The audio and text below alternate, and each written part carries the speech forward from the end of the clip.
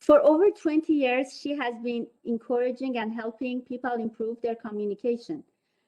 Please help me welcoming Christina Cruz, our director, for a speech about Toastmasters, so we all learn more about it.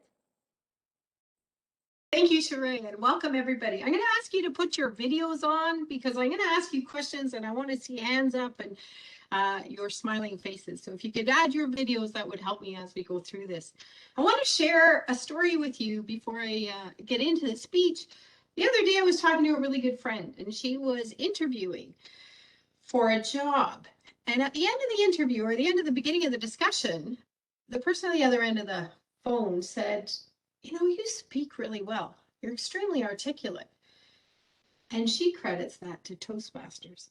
Now, this wasn't a comment that needed to be said from the person who was willing to hire, but the fact that he recognized her as a really good speaker is incredible kudos to our program in Toastmasters. Toastmasters is around the world, 145 countries. Raise your hand if you have come from another country, not Canada. So we are joined together, not just in this meeting room, but because of our traditions and our backgrounds. Toastmasters is probably where you came from as well. We have over 360,000 members and over 16,000 clubs. And we meet right now online. You could go anywhere in the world, any culture, and many, many languages to experience this Toastmaster program and growth. Every meeting includes three things. We do something called table topics, we have speeches, and we do evaluation. And there's one other big thing I'll get to after that. Table topics is when we speak without much preparation.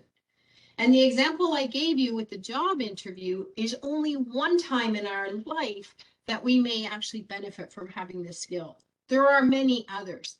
How many people have been in a room where they're the only stranger and have to speak to somebody else first? Table topics will help you with that. How many people have gone into a meeting and been the only one they know and need to speak up for their opinion or their viewpoint to happen? Table topics would give you the background and the confidence to be able to bring your word and your voice to the conversation. Never mind, it's a great skill to be able to be in a group during a personal or social setting and having fun and not sitting back and being the one left out. So table topics is an incredible skill that will help us to grow. Our speeches matter a lot. Now, what's really interesting with the speeches is we don't just do speeches. We have a template, we have a mentor, we get evaluated, and we grow step by step through that process. Initially, we just talk about ourselves. We call that the icebreaker. But as we move through the program, there are so many different ways of presenting, whether it's technical, whether it's a vlog, whether it's online, whether it's facilitating a group, or whether it's part of a panel. How do we present ourselves online, on camera, on stage, in a group, 100 or one in the audience? All of those wonderful skills can be honed and improved through our participation in Toastmasters. Another short story. Man was a mechanic on the floor in a shop, and there was probably 10 people on the floor. But one of them needed to go across the street to the main office. And there was a position at the main office. So when they looked at the people who were on the floor, they approached one particular mechanic and said, "We need you over here." And in the end, he said, "Well, why did you pick me?" And they said, "Because you know how to speak." His Toastmaster experience and that walk across the street improved his salary by $10,000 annually. So being able to speak and organize our thoughts professionally is an incredible gift for us to improve within our own professional advancement. Never mind when we speak in a volunteer organization, with our church, or even within our family. To be able to organize our thoughts in a logical, easy to follow format is a wonderful way for us to improve sharing what we think, sharing our voice. And the third part of our meetings is evaluations, giving each other feedback, whether it's on the speech, whether it's on our ability to take on a role in the meeting, or whether it's on the way that we lead outside or within the club. Evaluations in our other life outside of Toastmaster give us a huge learning ground for how to listen. How many people realize through their experience in Toastmasters that listening is probably the bigger part of communication? And not understanding the person who's speaking to us and not being able to clarify obviously leads to many different troubles in communicating. I found in my own experience being able to evaluate in a positive, encouraging way allows me to communicate with other people in a much better way. It puts me in the position of a mentor, and it's let me be a listener as a mentee. There are so many situations where taking that evaluation experience, whether it's a job review or speaking with our family and friends, will make our communication better understood. Better communication is a big part of Toastmasters, but so is better leadership. And just to give you some examples of what our program can offer you, how to be an event planner, how to perform online, how to be a project manager, and so many other projects, which will happen throughout our program. I love Toastmasters because it is self-paced. I love Toastmasters because it is financially the best deal in town. It's often been compared to one coffee a month, and you could attend a meeting once a week to better yourself as a leader and a communicator. My ultimate benefit from Toastmasters and my competitive advantage is the network, the people that I have around me, and initially started out as my evaluators or my mentors. Today, many of them are my friends. The relationships I have been able to develop and hold on to throughout my Toastmaster career probably mean the most to me. You'll never know until you jump in. The doors of opportunity are opening. Are you going to join and take that competitive advantage, not just into your professional life, but into your personal life? Madam Toastmaster.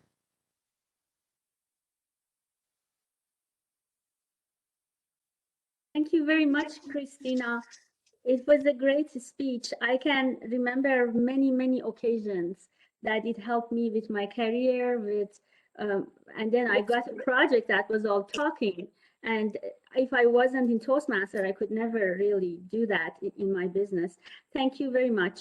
I'd like to invite our Toastmaster, Marcy Field, who is helping Toastmaster in every way, in district, in club level, in all the levels with everybody. Please help me welcoming Marcy Field. Thank you, Madam Chair. What a great opportunity to be together with everyone today. And I'm really looking forward to the interviews to find out what our guests have to say, our guests and our members have to say about what it takes to be a successful woman. And now I have the pleasure of introducing our interviewers and our interviewees. First up, I'd like to introduce Abram George. It is a delight to work with Abram. If you haven't had that opportunity yet, you will. I hope you take advantage of finding an opportunity to work with him. Abram is a member of two clubs. The first one is called CMA. It means Chat, Meet, Appreciate. The second one is MVP.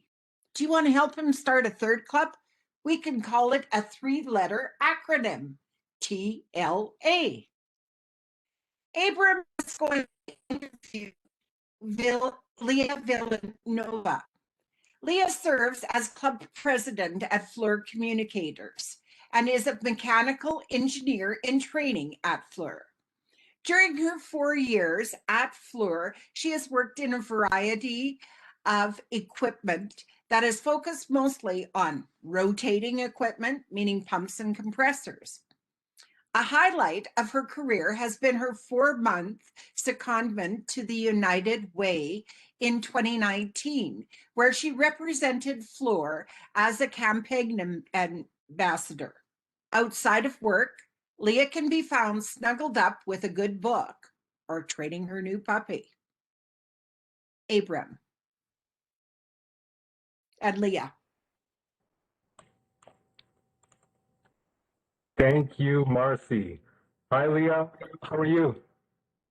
Hi, I'm doing well, thanks. How are you? Well, I'm really looking forward to our conversation today. I know I'm going to learn a lot, and I know that our audience is going to get a lot of value out of this. And I just have 5 questions for you. You ready to jump in with the first one? I'm ready. Right on. Now, we heard in your introduction that you're an engineer in training. Would you tell us a little bit more about that, please? Sure. So my actual job title is Design Engineering Specialist 1, and that is super broad and not explanatory at all. But what I do on a daily basis fluctuates all the time. There are some consistent things that I do all the time, and that is, speccing out the technical requirements of things like pumps and compressors. I develop requisitions to allow bidders to bid on the equipment that I'm looking for. I then select a bidder, and then from there, I work with the bidder to ensure that they are providing a pump or compressor that meets our client's needs. So right now, I'm actually working on a really interesting renewables project based out of California. And what they're doing is something kind of gross, but they're converting beef fat into different types of fuel. So it's really interesting, and I'm really enjoying my role right now.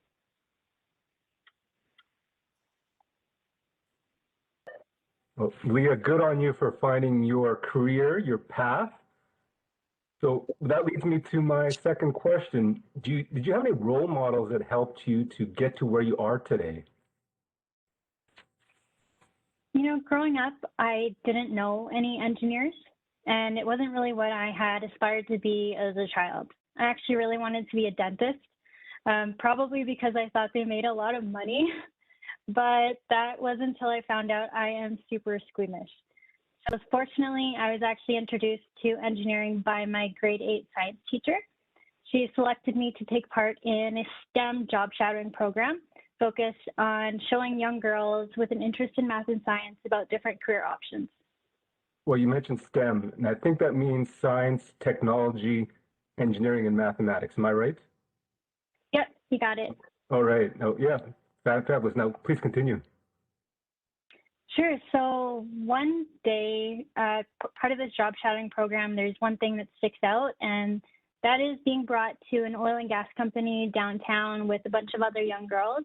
And we were brought to a huge conference room filled with female engineers. And what they had planned for us was this really interesting activity to learn the basics of drilling for oil. And they did this by using cake. So they had this huge sheet cake, and in the middle layers, they had different colored icing kind of hidden in between. And we all took turns poking straws in and pulling it out and seeing what we got. And the different colored icing represented things that you could drill for. So things like water, oil, gas. And I just thought it was super cool, especially being a food lover. But I think that moment really sticks with me because it was the first time I saw women in a role in engineering, and I really saw myself in that role in the future. Well, Leah, you had me at cake. But I imagine that engineering isn't all fun and cake. Did you have any challenges when you decided to become an engineer? Thinking back, I'd say that there were 2 main challenges. So the first I'd say is that I didn't really know engineering was a career option. I was a very mechanical inclined child. I really like building things. I like Lego. I like taking things apart. I made my sister, do science experiments with me as a kid. And different career options like nursing were brought up to me, but never engineering until that job shadowing experience that I mentioned earlier. And I think that could be because of some unconscious bias. So some people may not naturally think women and engineering fit well together. And I think that we're missing out on a huge demographic of very smart females that could take this career path. So I think that was a big challenge for me, and I'm really glad that I was given the opportunity to, know what engineering is and see myself in that role. Well, that's a great point. Not knowing that engineering is even an option, that creates a barrier. Was there another challenge that you experienced? Another one that I can remember is that there were some people that didn't believe in me. So when I was applying for university, I was told by a guy that he didn't think I could handle engineering. And then later, during our third year, when I was interviewing for internships, I had an interview with Shell, and they were notorious for having a very strenuous interview process. And he didn't think I would get hired, but I did. And then later, when I graduated during the downturn, and I was one of the few people within my friend group that actually was offered a job, and a job with Fluor, he had said that he thought it was just because I was a girl and I was filling their diversity quota. So there were definitely bitter people, and he was one of them that tried to discredit any of my hard work or accomplishments merely because of my gender. And then, of course, there were other moments where people were in disbelief because I didn't look like what they thought an engineer should look like. But, thankfully, I didn't listen to anything they said and continued to do my best because I knew that engineers could look like me, and I knew this was the right career. Well, it sounds like from what you're sharing with us about your experience, as much progress as we've made, we still have more work to do. And say kudos to you for coming forward and sharing your story, because sharing your story is going to help out so many more women. Speaking of which, that's my fourth question for you, Leah. What are you doing now to help other women get into STEM? So one thing I'm doing in my personal life is trying to make it known to any of the young females that I know that they can be whatever they want to be.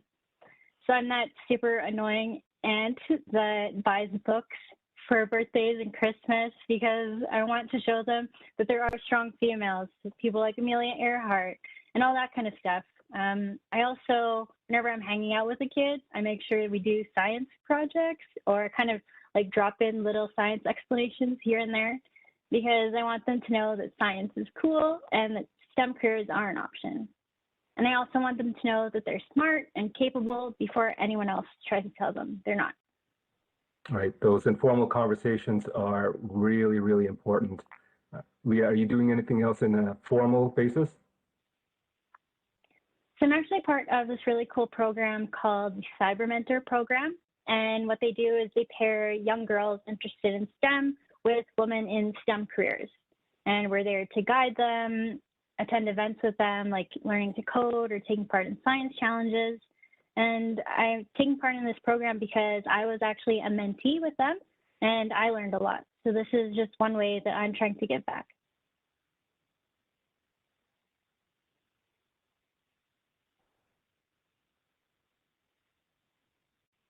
Right, fabulous.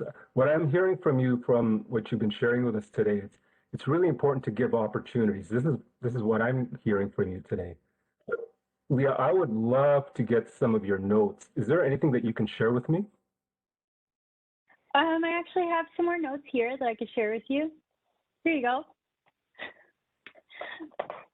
Fabulous. Oh, awesome. I'm going to check this out, and when I'm done with this, I'm going to send this back to you. Awesome. Leah, I have one final question for you. What's your key takeaway message for our audience today? I'd say the key from me is that representation and mentorship matters. So someone seeing something in me and giving me an opportunity to see other people that look like me in a role where I am today is really key to what brought me here. Leah, that is a strong, strong message to end with. Folks, I know that you got some great value out of this. I learned something. My name's Abraham George, and you got to hear from Leah Villanueva today. And back to our Toastmaster, Marcy. Thank you very much, Abram and Leah. I love the role that mentorship played as you moved forward and how you are choosing to continue to mentor others as a give back, Leah. One of the things this really ties in with is the mentorship program within Toastmasters, where we learn to work together within the program. And I know it's become one of my favorite parts of being a Toastmaster. I am pleased to move on. Oh, there's a couple of things I want to say just in case our speakers are unaware. Benjamin is our timer today, and he has lights that will go up if you make sure that you've got them in front of you for the interviews. Next up, I am pleased to interview our next set of interviewers and interviewee. Grant Hanna is hopefully going to be able to join us. Grant is a member of 3 clubs. He is a member at Chinook, Twin Rivers, and 3500 Club. Grant is also past division director for Division C in 1982 and 1987, Division D 2004 and 2016, and Division E 2015. Grant is a great mentor and also a great visionary. He has the opportunity to interview Ruby Gunna, who has been a member of Fluor Communicators since April 2019. Having completed level 5 in the leadership development pathway in March 2020, Ruby is currently working on level 3 of team collaboration. Ruby served as the club secretary for Fluor Communicators in 2019-2020, and she was awarded Toastmaster of the Year in 2019-2020 at the club level. Outside of the club, Ruby is a core team member of the District 42 Tech Team and area director for F26 for 2020-2021. Ruby loves to learn new ways to help elevate our Zoom experience and looks forward to hearing others' journeys on Pathways. Grant, if you have overcome your connection problems, I hope you're able to come on. So I yield the floor. I invite Grant and Ruby to come forward. Thank you. I believe I'm here. I've not got my camera on for some reason. Can you hear me? Yes, we we can hear you, Grant. Hello. Hello, we can hear you. Do you hear us? So, yes, I hear you. Somewhere I missed the little button for the camera, but I will begin. Hello, Ruby, and welcome to our session.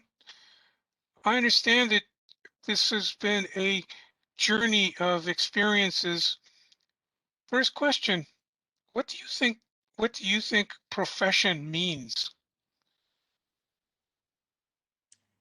Thank you, Grant. What I think being a professional means, I think that's your question.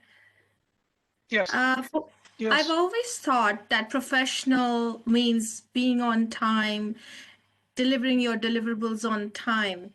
But in the recent times, especially in the past years, I have realized it's not necessarily about the time and being at the right place. It's about the commitment. For me, a professional means if I commit to something, I show up and deliver on 100%. May or may not be on time, but I delivered that.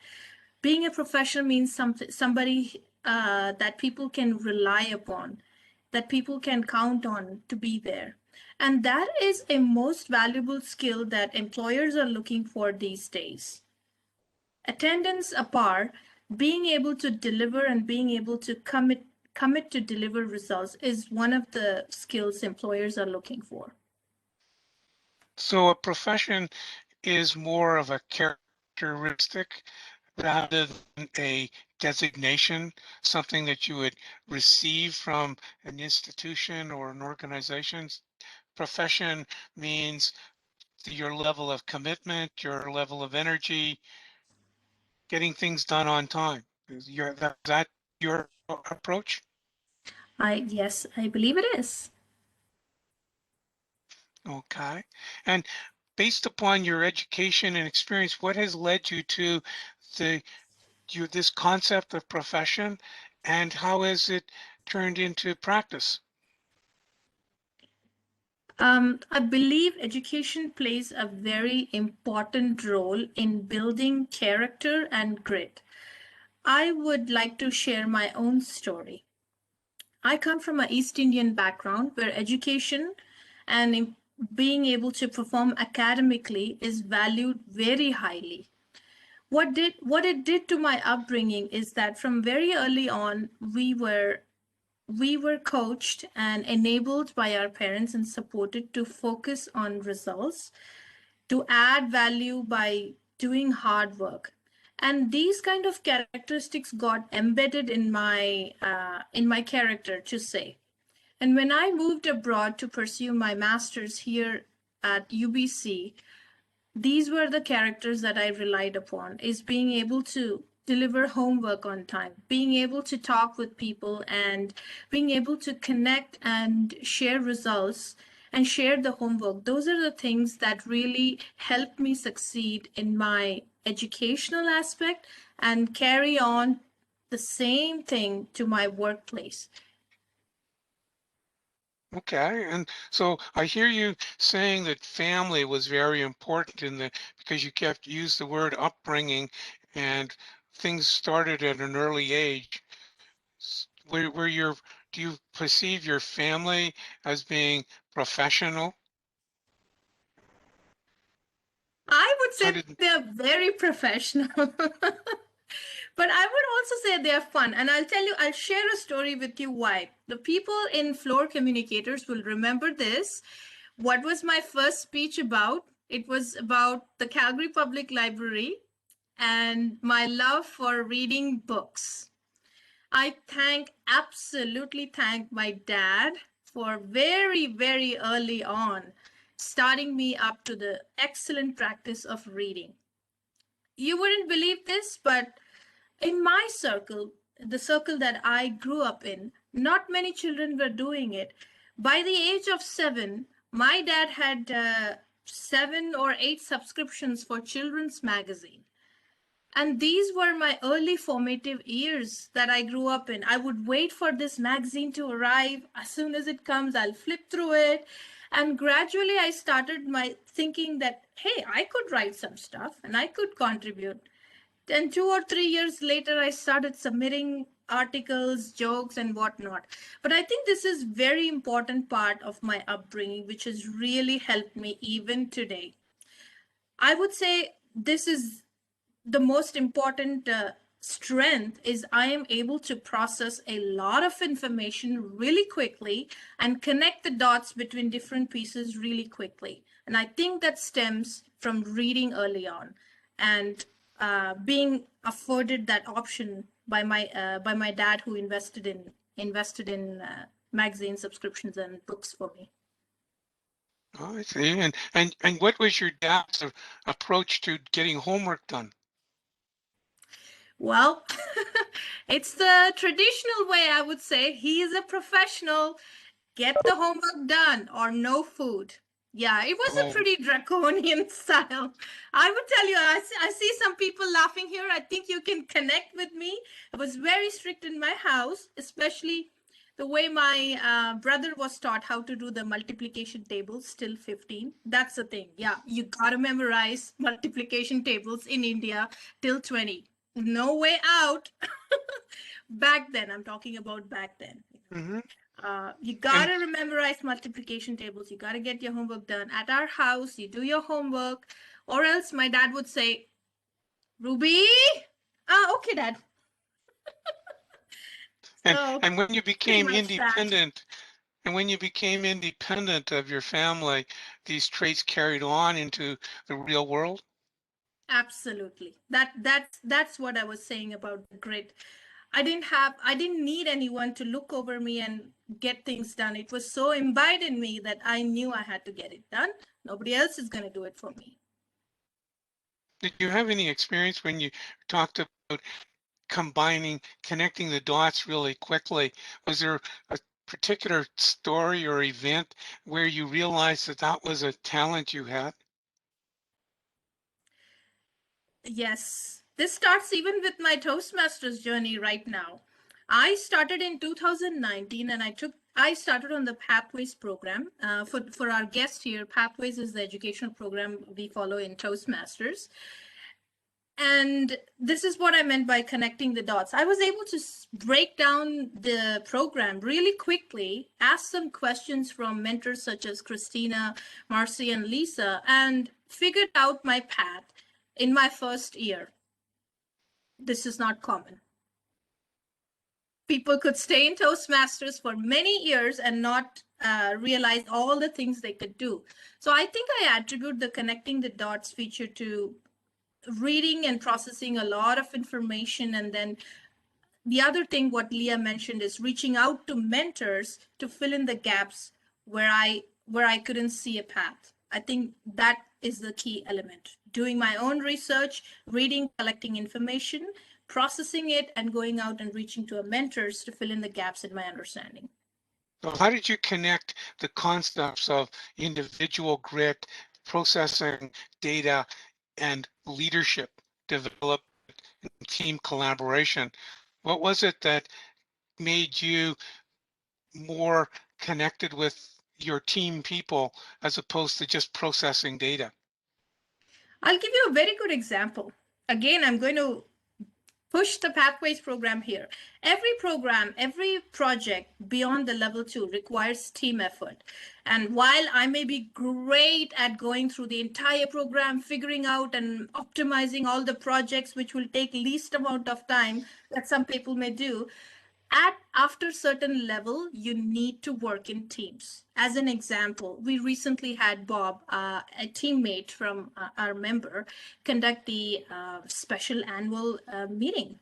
We have Sheree doing the Christmas. It's after this level that you realize that this is not a spectator sport, number one. Two, it's not an individual sport.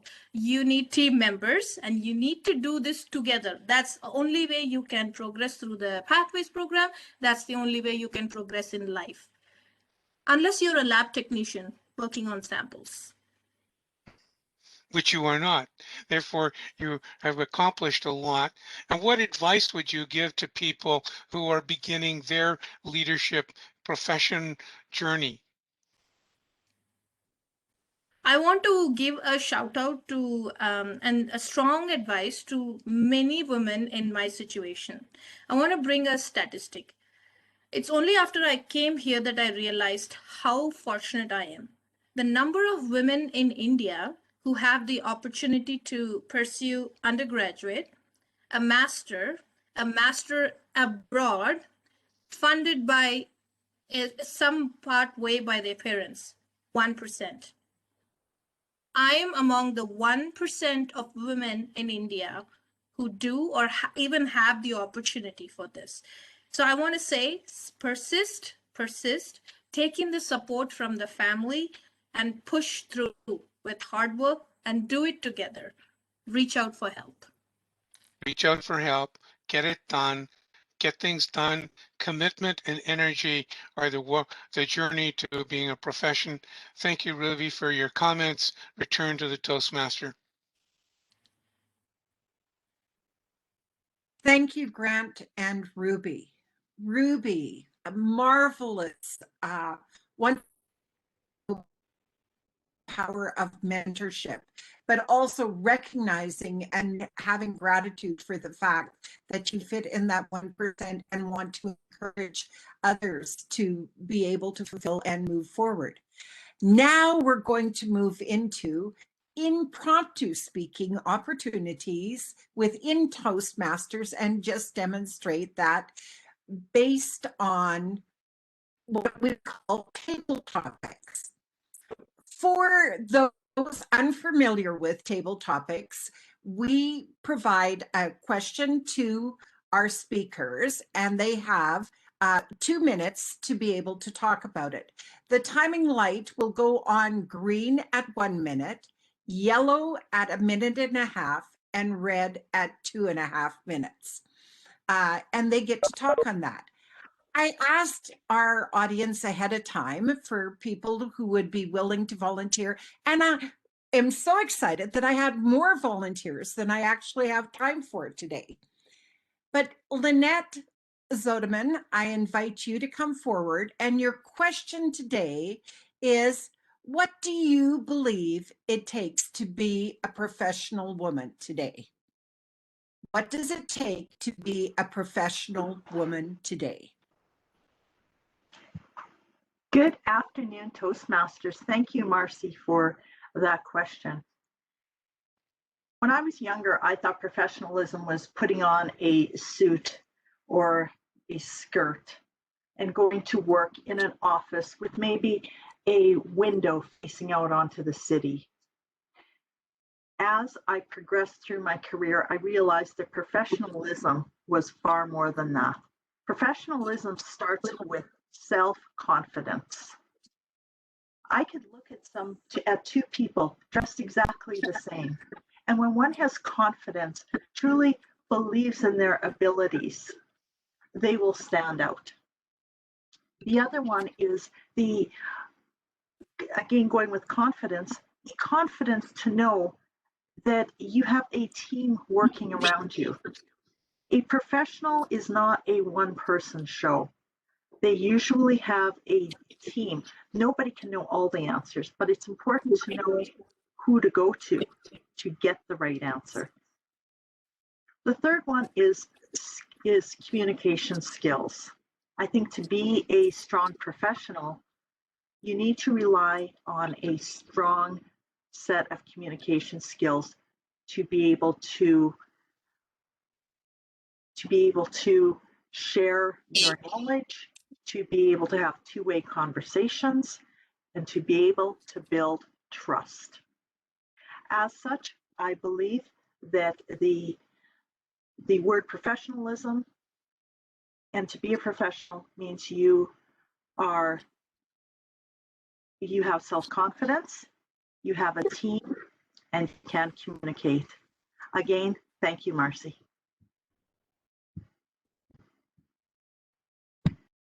Thank you very much, Lynette. And thank you for joining us from Saskatchewan. We're delighted to have you with us today because we love our neighbor to the east. Based on that, I now invite Debbie Stearns to come forward. Debbie is also a guest of ours today from Saskatchewan. Debbie is currently running in our district elections for the Division D. She's one of two people running for the Division D director. And Debbie, I want to extend the same question to you. What does it take, do you believe it takes to be a professional woman today? Debbie. Thank you for that question. What do I think it takes to be a professional woman today? You need to work hard. And you need to do what you say you are going to do, and communication. When I was growing up, like Lynette, I thought these professional people put on great clothes and went to an office where they had a great job. They made a lot of money. They had no life. They just worked. That was the working woman that I thought was back when I was growing up. Today, not so much. I think what it takes to be a professional woman, you need to work hard during your day, whether that is a 9 to 5 job, 11 to 7, you need to work hard. communicate with others, be a team player, and do what you say you're going to do. If you're not going to say what you're going to do, people are relying on you to do that. So when you don't do it, everything is left up in the air. Communication is important because you need to communicate with people if you're going to be delayed. So being a professional woman today is not what I thought it was back then. It is communication, hard work, and doing what you're going to do. And playing hard when you're not working as well. Thank you for the question, Madam Toastmaster. Thank you, Debbie. I love the fact that we went back to the element of teamwork, just like Ruby mentioned. And I believe it's one of the things that I've really experienced moving forward, especially in my Toastmasters journey, as I did back when I was in the corporate world. But I love the element of teamwork and getting to know other people. I would like to now move forward. I'm just going to do the 2 speakers today for table topics to keep us back on our schedule, because one of the things that Toastmasters are very good at is following their timetable. I am now pleased to introduce our final 2, the interviewee and interviewer. Stephen Yang is has been a member of Fluor Communicators since May 2019. That's almost 2 years now, Stephen, and we're delighted to see what's happened in that time with us. He believes leadership and public speaking skills can be learned and developed, and as long as you're aware and willing to learn. Currently, Stephen is serving as Fluor's co-sergeant-at-arms with Sheree Rashani. Stephen will be interviewing Suzanne Ebelher. Suzanne is the team lead for Women Entrepreneurs in STEM program, a Southern Alberta initiative supporting women entrepreneurs in all areas of business and specialty areas in STEM. She is also the owner of her own management consulting company, Mission Ignite Management Consulting. What a great name, where she helps mid to large organizations with strategy and HR work. With her MBA, CPHR, and CMC designations, Suzanne brings over 20 years of experience supporting entrepreneurs across Alberta through startup and acceleration coaching. Stephen and Suzanne, welcome. Thank you, Madam Toastmaster. Thank you. I have not known Suzanne before, but you know what? The first step to understand and learn a person quickly is just to check the LinkedIn. So that's what I know Suzanne. And from there, I can see the summary and a lot of the career life from a person. I understand that Suzanne is an entrepreneur, as well as she's coaching entrepreneurship. So the first question for me is, Suzanne, what motivate you to be an businesswoman, an entrepreneur? An entrepreneur myself. Well, thank you, Stephen. And thank you, Marcy, for the introduction. And thank you to Sheree for reaching out and having me here today. So thank you to everybody that's here. So to your question, Stephen, I think entrepreneurship for me is, I'm passionate about entrepreneurship because I was raised by entrepreneurs. Both my parents are farming community, farmers their whole life. And different businesses have been started all throughout my, I was going to say my age, but that would be like not great. My whole life. I think it is actually the thread of our economy. Entrepreneurship is the bread and butter of what we have today. And I think that there's so much courage and bravery that goes into entrepreneurship, and I admire that so much. I admire all the entrepreneurs in society, and I full credit. Like, it's not an easy journey. To me, I love the you're not sure where tomorrow will take you, the pivot, the roller coaster. I love that. I thrive on relationship building, which is such a key piece. And so to me, it's just my DNA. I love it. That's great, Suzanne. I understand that that's your root. So that's great for learn from parents. And I think that's a split. Split for the business as well. Then aside from your personal and your own business, what motivates you to coach other people and to have those entrepreneurship? So what motivates me? Interesting. I think I've been there. I've started several businesses with partners. I understand the hurdles. I understand the pain points. I understand the roller coaster that entrepreneurs go through. And I have empathy for entrepreneurs, and I truly understand the journey that they're going through. And I want to take away as many hurdles as possible to enable them to succeed.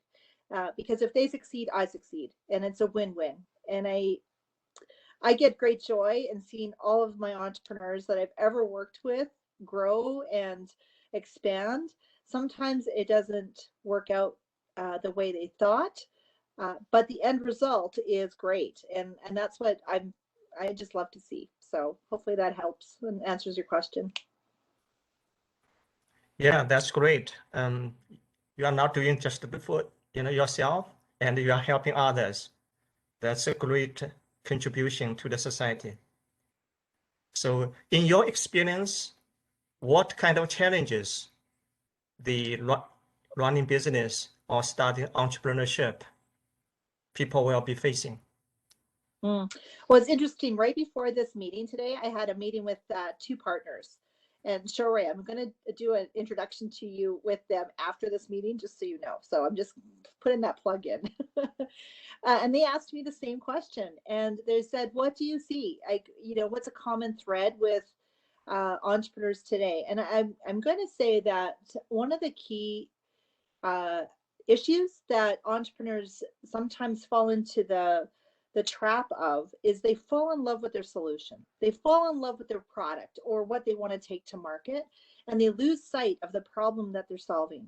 So I always say, fall in love with the problem. What's the problem that exists, and how are you going to make it better? And how are you going to take your potential clients and make them happier or more productive with whatever you're going to take to them? So fall in love with the problem and not your solution. That would probably be the number one error most entrepreneurs make.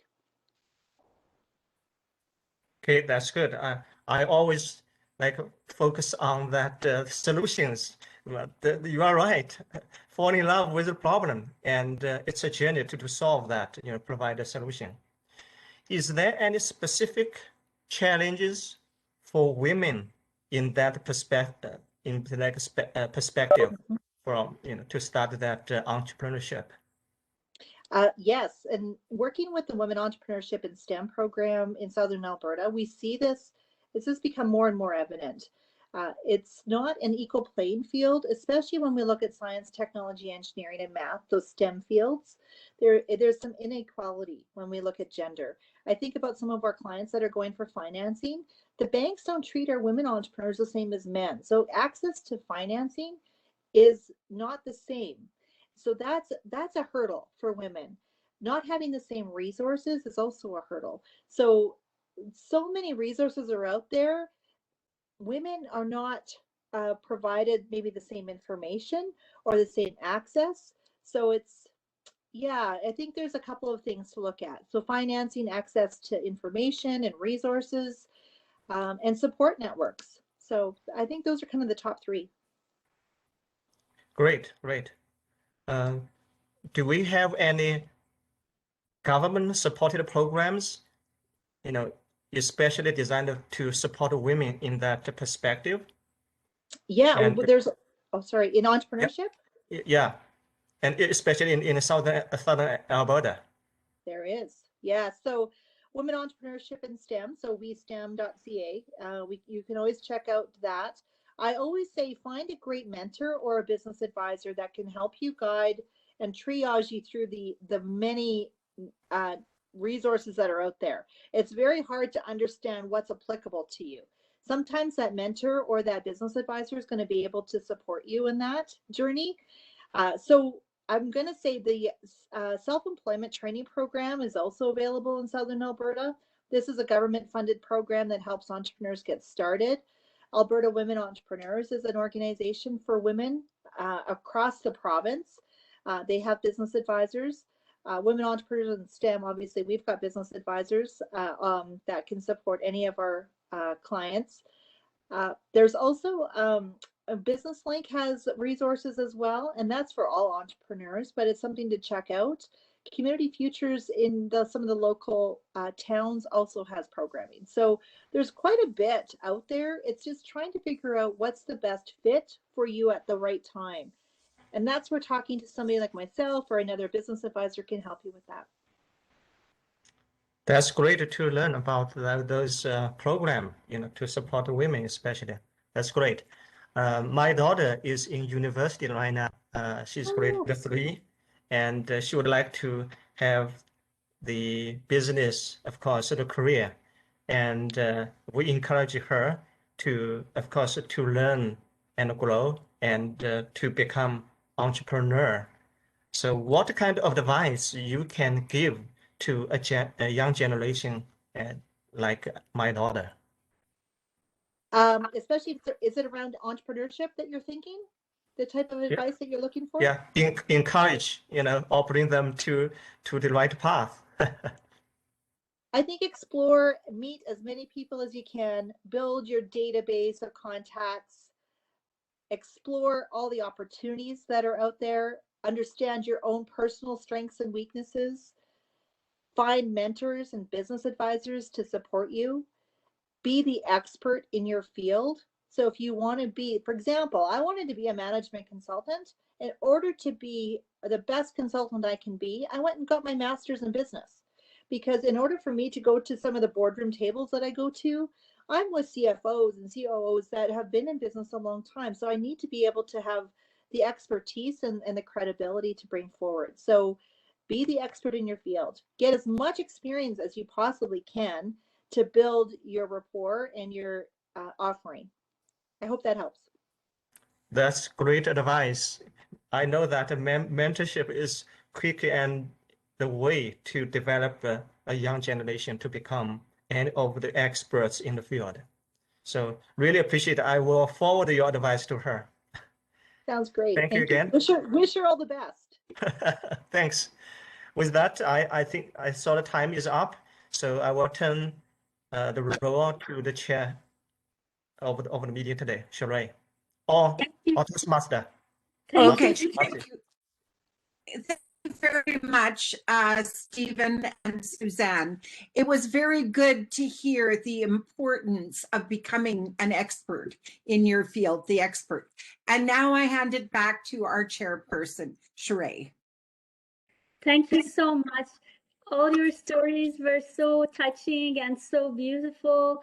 I'd just like to add something that Suzanne has been my mentor throughout my business. There was a couple times that I wanted to dissolve my business and I got totally disappointed.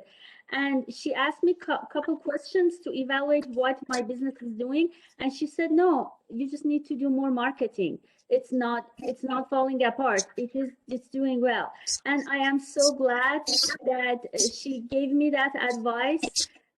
because, you know, right now it's kind of running by itself. I have returning clients, and it has become like a full-time job for me.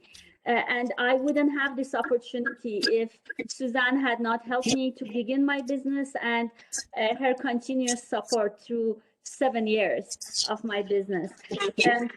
There is many women here that are already entrepreneurs. Suzanne, Lisa has her, I don't know, few businesses, not just one. And Marcy has her own business, and they are both in the STEM program area. I don't know if Sarah has her own business, but I know she's in the area that is supported by ReSTEM as well.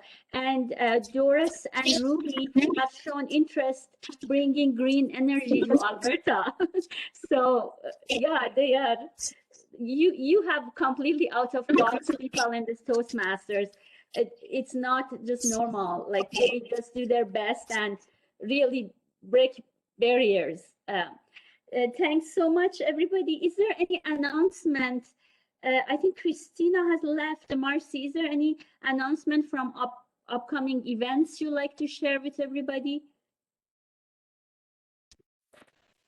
I want to thank everyone for coming out today. And if you're not currently a Toastmaster, I encourage you to touch base with us, drop a note to us, and we would love to tell you more about the program and join with us. To all of the people who are Toastmasters, our annual summit is coming up at the end of the month. And it is a success summit. It has taken from when we set sail to adjust our sails last June, and then we hit the ground running and we geared up for change. And then we prepared to summit. And now we're getting ready for that final ascent to take us to all of our celebrations, to recognize everything that has happened during this year with some tremendous guest speakers. We have guest speakers and keynotes, and we've got educationals, all the awards, and our district competitions coming up from April 28th to May the 1st. Registration is now available on the district website at d42tm.org/conference, and you will get there, and we would love to have you there. Thank you so much, everyone, for joining us. What a great turnout. I really appreciate all of the insight and wisdom from the women who shared with us today. Guys, you're important to us too. Know that. But we're having the focus today on the women moving forward. Great meeting. Marcy, I just wanted to add and thank Doris. Doris did really extraordinary trying to outreach campuses across Alberta, college and universities. Well, I don't think we have guests from there, but we definitely did a good promotion for Toastmaster, letting them all know that we are here and we are providing programs to improve communication. Thank you, Doris. Yeah, I just searched them. I didn't do a lot. Thanks. Well, thank you so much. Well, we are at Fluor Daniel Engineering Zoom meeting, and they finish at 1. We can see anybody who's guest. You are welcome to use the same link and join us next Tuesday at noon or the week after. We will be very happy to see you. Thank you very much, Ibrahim and Grant, for volunteering to help us with the interview. Thank you. Thanks, everybody. Have a good day. Thank you. Thank you.